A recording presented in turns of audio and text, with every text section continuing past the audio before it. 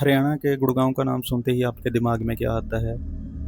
बड़ी-बड़ी buildings, corporate world, offices. लेकिन मैं आज जो आपके साथ कहानी शेयर करने जा रहा हूँ, वो इन्हीं ऑफिस से ही संबंधित है। एक ऐसी आत्मा जो इन ऑफिस में घूमती है, ऑफिस के वर्कर्स के साथ काम करती है, उनके साथ खाना खाती है। लेकिन एक दिन ऐसा क्या हुआ उन वर्कर्स के साथ कि उनको एक ही दिन में ऑफिस को खाली करना पड़ा। ये कहानी थोड़ी पुरानी है, लेकिन आपको इस कहानी के रिगार्डिंग बहुत से आर्टिकल, बहुत सी वीडियोज़ आपको इंटरनेट पे मिल जाएगी, तो आपको उसको देख सकते हैं। एक ऑफ़िस की कहानी जिसमें 3 वर्कर काम करते हैं। वैसे तो बहुत से वर्कर्स हैं, लेकिन ये 3 वर्कर्स का ग्रुप एक था, जिसमें रंजीत, नैना और रोज़ इकट्ठे रहते हैं। सारा दिन वो इकट्ठे काम करते हैं, इकट्ठे घूमते हैं, इकट्ठे खाना खाते हैं। तो उनमें जो बॉन्डिंग है वो काफ़ी ज़्यादा है। इनमें से जो रोज़ है वो काम को लेके बहुत सीरियस है, अपने काम को लेके वो बहुत सीरियस होके वो अपना काम करती है, बड़ी शिद्दत से अपना काम करती है। लेकिन उनमें से जो रंजीत है और नैना है, वो सारा दिन बातें करते हैं, गप्पे लड़ाते हैं, वो काम को लेके ज़्यादा सीरियस नहीं है। तो रोज़ हर दिन उनको बोलती है कि आप काम को लेके सीरियस हो जाओ, क्योंकि कंपनी आपको निकाल देगी। तो हर रोज़ वो उनको बोलती रहती है कि आप काम को लेके सीरियस हो जाओ, लेकिन वो नहीं सुनते, वो ज़्यादा एन्जॉय करते हैं। तो ऐसे ही हर रोज़ चलता रहता है, नॉर्मल डेज़ हैं, नॉर्मल जो लाइफ़ होती है वर्कर्स की, वैसे ही चलता रहता है। रोज़ अपना शिद्दत से काम करती है और जो नैना और रंजीत है, वो नॉर्मल अपनी लाइफ़ हँसी-खुशी बिता रहे हैं, दिन गुज़रते रहते हैं। लेकिन इन्हीं दिनों में ना उस ऑफ़िस में कुछ ऐसी हरकतें हो रही थी वर्कर्स के साथ, उनको ऐसा लगता था कि कोई और भी है, जो उनके साथ रह रहा है, उनकी बातें सुन रहा है। जब वो लिफ्ट में जाते हैं, तो उनको लगता है कि जैसे उनके पीछे कोई खड़ा हुआ है, कोई उनको देख रहा है। ऑफ़िस में भी अगर वो काम कर रहे हैं, तो उनको ऐसा लगता है कि कोई चेयर पे बैठा हुआ है, कोई उनकी बातें सुन रहा है, उनके ऊपर नज़र रख रहा है। तो ऐसे ही काफ़ी दिन चलता रहता है, वर्कर्स ये चीज़ें फ़ील करते हैं, लेकिन कोई भी बोलता नहीं। लेकिन जो ये ग्रुप होता है, रंजीत, नैना और रोज़ का, ये इन चीज़ों में विश्वास नहीं करते। वो ये सोचते हैं कि ये सिर्फ़ भ्रम है और कुछ भी नहीं है, वो इन चीज़ों को नहीं मानते। तो सब नॉर्मल चल रहा था। अभी इन तीनों की जो शिफ्ट थी वो नाइट होने वाली थी, लेकिन इनको ये नहीं मालूम था कि उनके साथ होने क्या वाला है।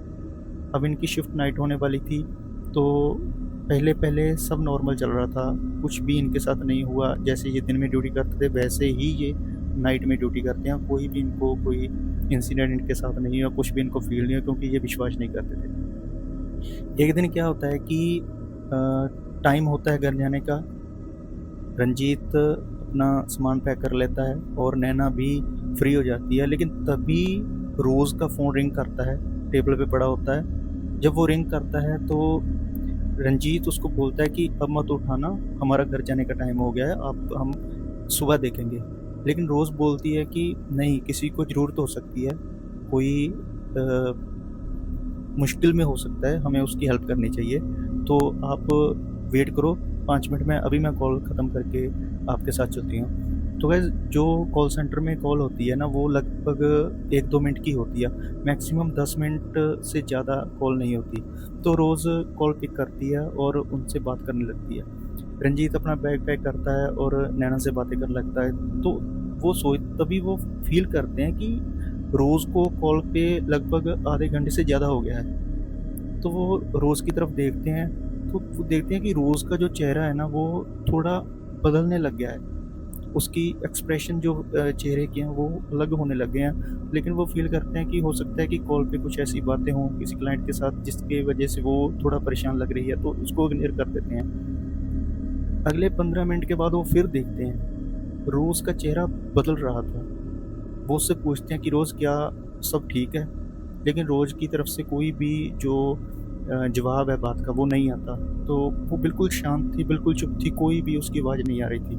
रंजीत हैरान था, लेकिन वो सोचता कि हो सकता है क्लाइंट की तरफ से कुछ ऐसा क्लाइंट ने बोला हो जिसकी वजह से वो ऐसा हो गई है, चुप हो गई है। तो वो इग्नोर कर देता, लेकिन वो उसको देखते रहते हैं, हैरान थे कि उसका चेहरा क्यों बदल रहा है, क्यों उसके चेहरे के एक्सप्रेशन चेंज हो रहे हैं। क्योंकि वो काफ़ी हेल्थी थी, अच्छा जो उसका ढील-ढाल था शरीर का, लेकिन अब वो थोड़ी पतली होने लगी थी। तो ये चीज़ें देख के वो हैरान थे। लेकिन वो सोचते हैं, तभी रोज़ अचानक से अपना फ़ोन रखती है और चिल्लाती हुई ऑफिस से बाहर भागती है। रंजीत उसके पीछे पहले भागने लगता है, फिर वो सोचता है कि हो सकता है कुछ कॉल पे ही ऐसा बोला हो जिसकी वजह से वो चिल्लाते हुए बाहर चली गई। तो जब वो वापस उस फ़ोन को देखता है तो वो देखता है कि कॉल तो आधा घंटा पहले ही कट हो चुका था। तो वो रोज़ किसके साथ बात कर रही थी? वो थोड़ा हैरान हो जाता है। चलो वो इग्नोर करते हैं, घर चले जाते हैं। सुबह होती है, फिर ऑफिस आते हैं। नैना और रंजीत इकट्ठे सुबह फिर ऑफिस आते हैं। तो वो देखते हैं कि रोज़ आज ऑफिस नहीं आई।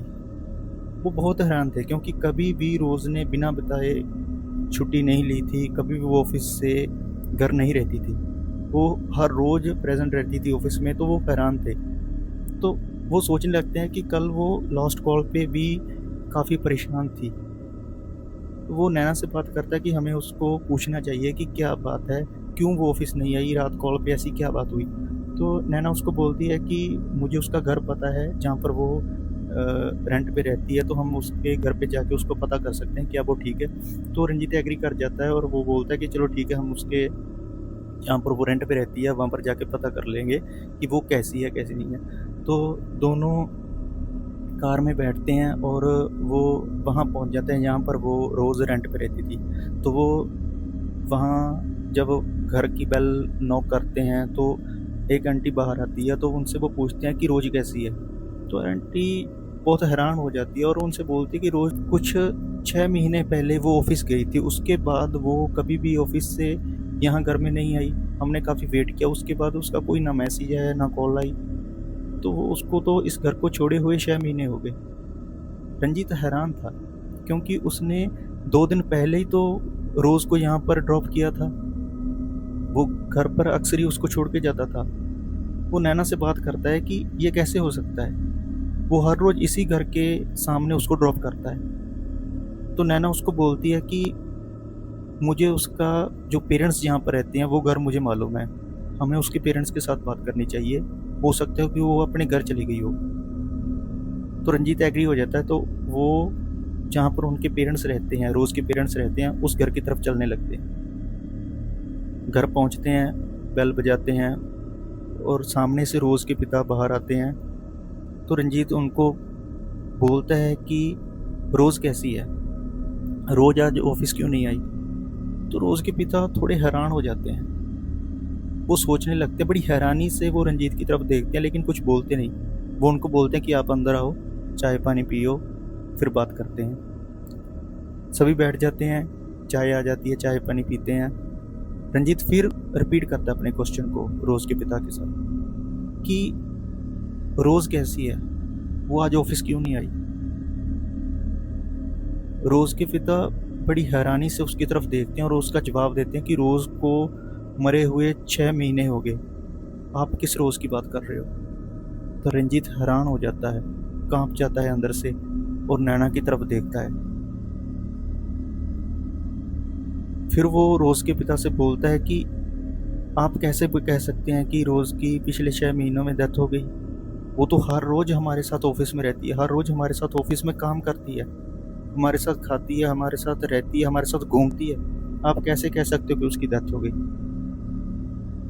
रोज़ के पिता हैरान हो जाते हैं और वो फिर रंजीत से बोलते हैं कि मैंने कल भी आपके ऑफिस में कॉल की थी, मुझे कुछ ज़रूरत थी।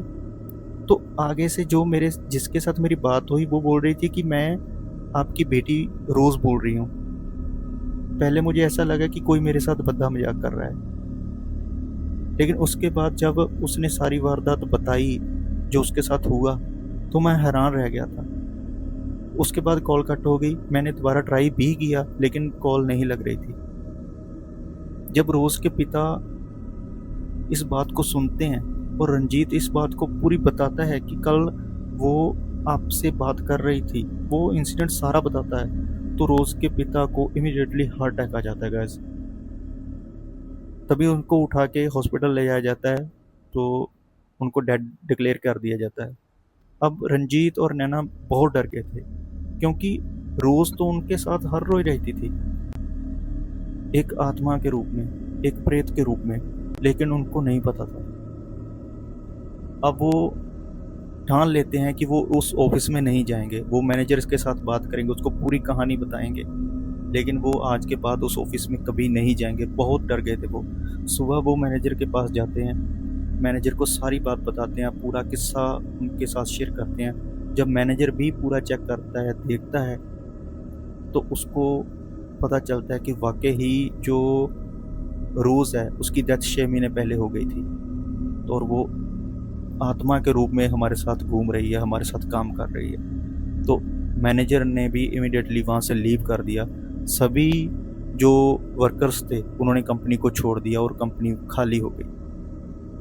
कहा जाता है कि वहाँ पर ऐसी एक्टिविटीज़ पहले भी होती है, क्योंकि जहाँ पर ये बिल्डिंग बनी हुई है, जिस कंपनी की बिल्डिंग बनी हुई है, वहाँ पर पहले एक कब्रिस्तान होता था। उस कब्रिस्तान के ऊपर इस बिल्डिंग को खड़ा किया गया था। बहुत से इंसिडेंट पहले भी हुए हैं। हो सकता है कि रोज़ की मृत्यु भी इसी इंसिडेंट के कारण हुई हो। तो गाइज, ये टेरिटरी है उनकी, कब्रिस्तान उनका इलाका है। हम गए हैं उनकी टेरिटरी में, हम गए हैं उनके इलाके में।